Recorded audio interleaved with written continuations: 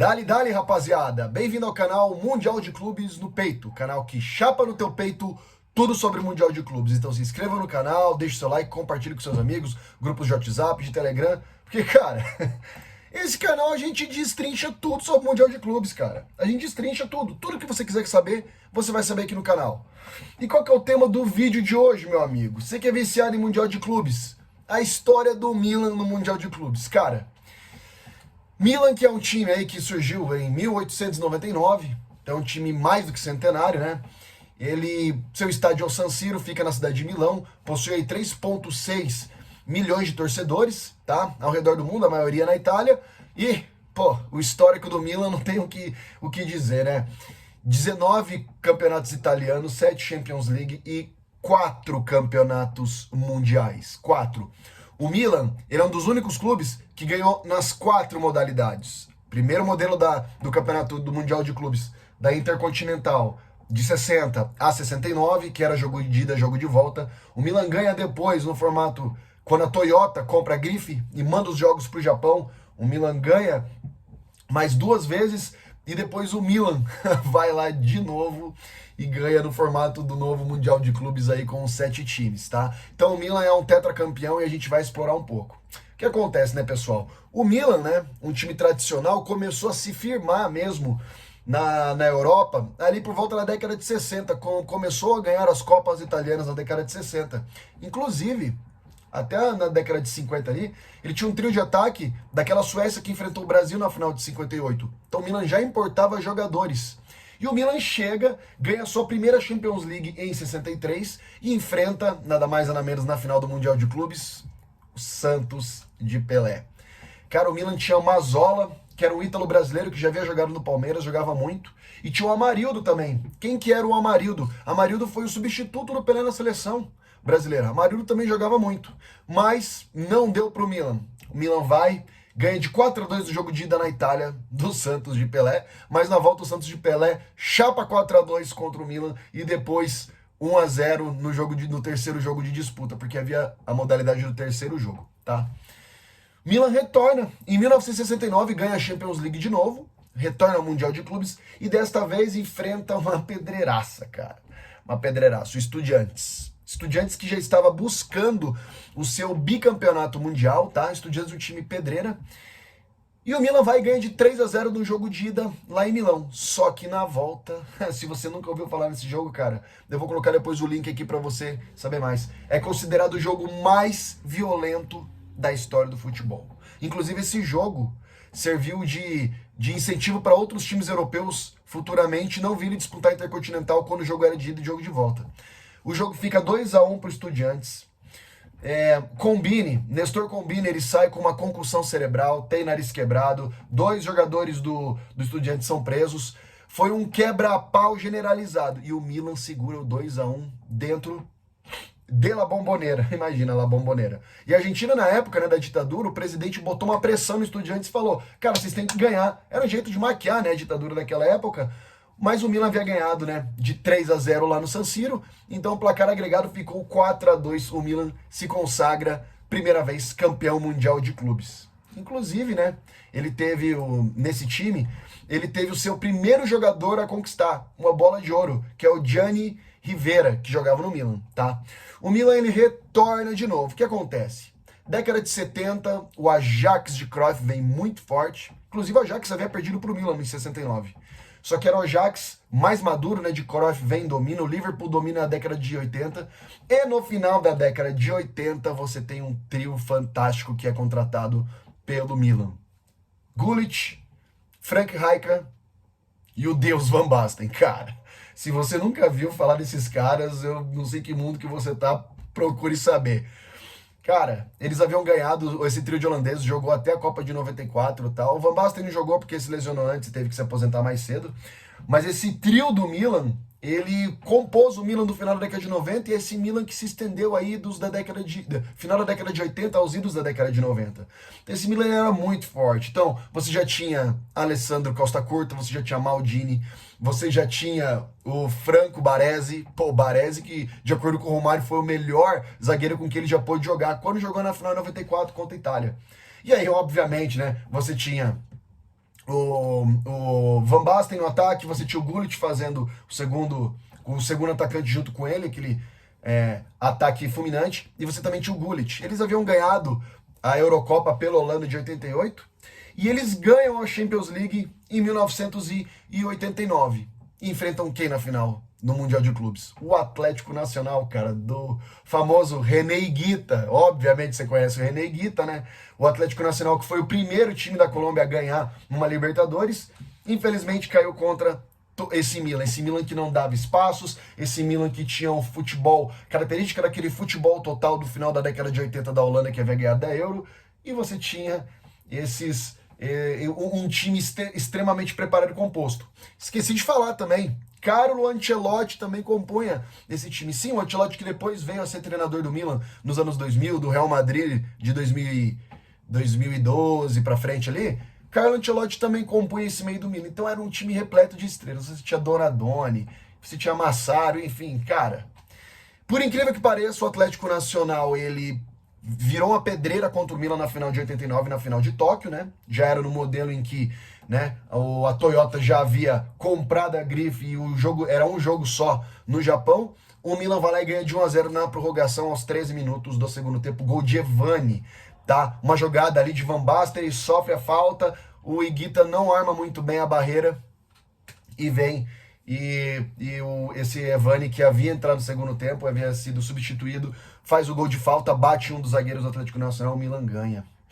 Volta de novo, 1990, o Milan retorna de novo na final do Mundial de Clubes e enfrenta dessa vez o Olímpia do Paraguai. Cara, daí é um massacre.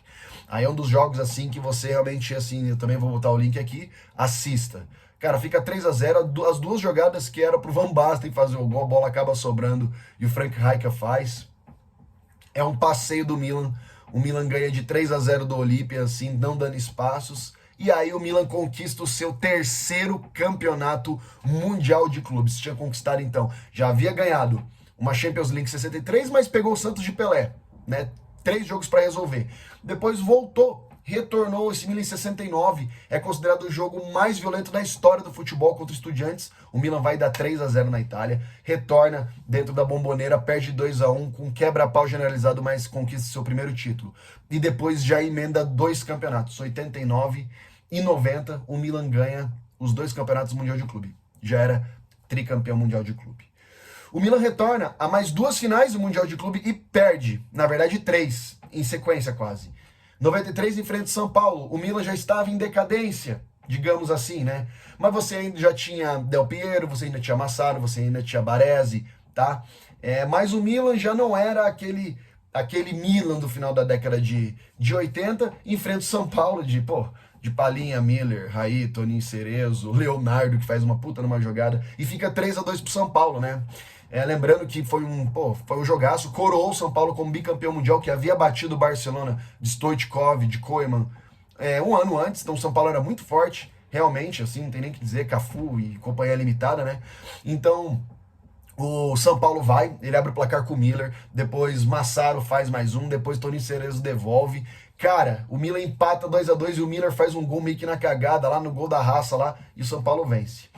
O Milan, para esse Mundial de Clubes, ele havia ficado em segundo lugar, é uma curiosidade, havia ficado em segundo lugar na Champions League, havia perdido pro Olympique de Marseille. Só que o Olympique, ele estava envolvido, cara, com um monte de escândalo de compras de árbitros e definição de resultados. Então o Milan, como vice-campeão, foi enfrentar o São Paulo. Mas em 94 o Milan ganha a Champions League de novo e retorna no Mundial de Clubes e enfrenta o Vélez, do treinador Carlos Bianchi. Esse treinador mesmo, que foi bicampeão mundial com o Boca, anos depois. Vélez, que tinha o goleiro Chilavert, todos sabem, grande batedor de falta, grande batedor de pênalti. O Vélez vai e ganha de 2-0 do Milan. O Milan não aguentou a pancada do time argentino. Então o Vélez ganha o seu único título em 1994. E o Milan volta em 2003. Cara, o Milan volta em 2003 com um puta de um time, tá? Lembrando aí que o Milan já tinha tido assim grandes personalidades dentro do seu elenco, principalmente no final da década de 80. Van Basten havia ganhado 3 vezes o Bola de Ouro, 3 vezes. O Gullit havia ganhado uma. Então, assim, você vê que o Milan, não perdia tempo em contratar os melhores jogadores do mundo. E aí você tem um time com Cafu, Costa Curta, Pancaro, Maldini, Gattuso, Pirlo, Sidorf, Kaká, Shevchenko. Cara, esse Milan arregaçou, ganhando a final da Juventus em 2003, uma puta numa disputa entre Dida e Buffon. E eles vão na final e enfrentam quem? O Boca Juniors do treinador, de novo, Carlos Bianchi. O jogo fica 1-1, tá? O primeiro gol vem numa jogada do Pirlo, Thomasson faz, depois Doné empata, e o jogo depois fica lá e cá. Milan pressiona no segundo tempo, Boca pressiona, e esse time do Boca era um time extremamente catimbeiro, um time extremamente arrumado. Eles não estavam com o Palermo e com o Riquelme de 2000, que havia ganhado do Real Madrid, mas era um time muito bom mesmo. Você tinha o Yarley. Vamos lembrar do Yarley. Yarley jogou muito pelo Boca, jogou muito pelo Inter na final de 2006, quando bateu o Barcelona na final do Mundial, tá? Você tinha Burdisso, você tinha Schiavi, o goleiro ainda não, já era o Abondanzieri no lugar do Córdoba de 2000, tá?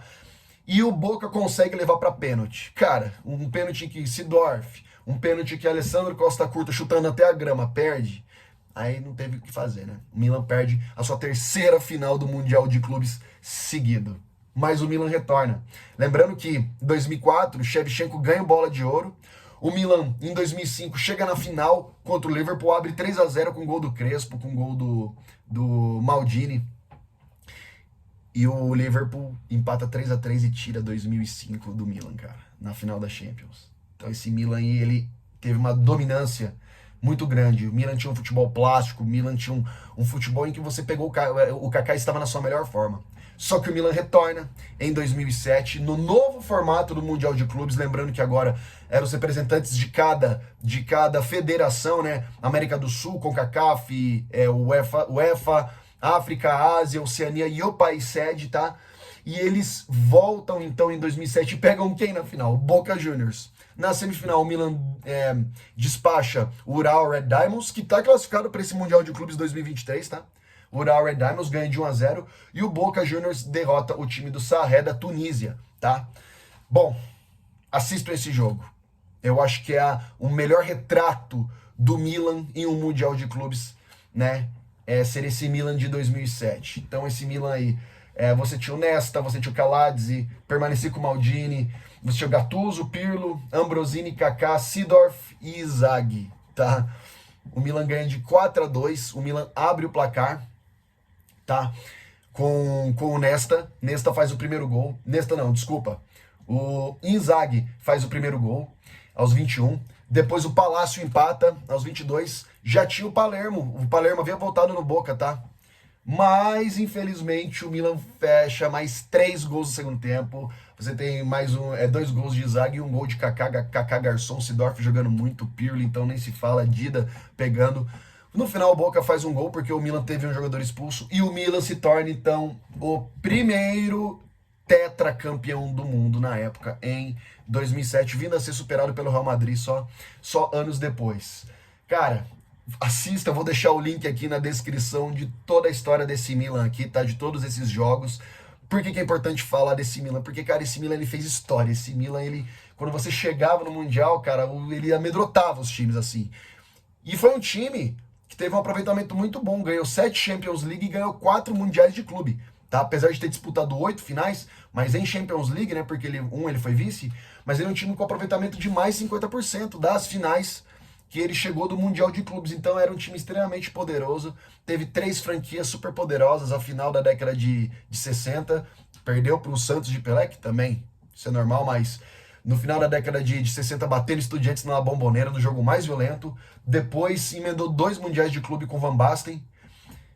Com Van Basten, com o trio, né, de holandeses, com Frank Rijkaard, com Gullit, com Massaro, com Baresi, Maldini. Cara, você escolhe o que você quiser com o Ancelotti. E depois com o Carlo Ancelotti, ele retorna, né, em 2007, e daí o Milan faz um passeio contra o Boca Juniors. E fim da história. Se você gostou desse vídeo, comenta aqui, dá sua opinião, qual que é da versão dessa versão desses Milans que você mais gostou de assistir. Se inscreva no canal, deixa o seu like, tamo junto e bora!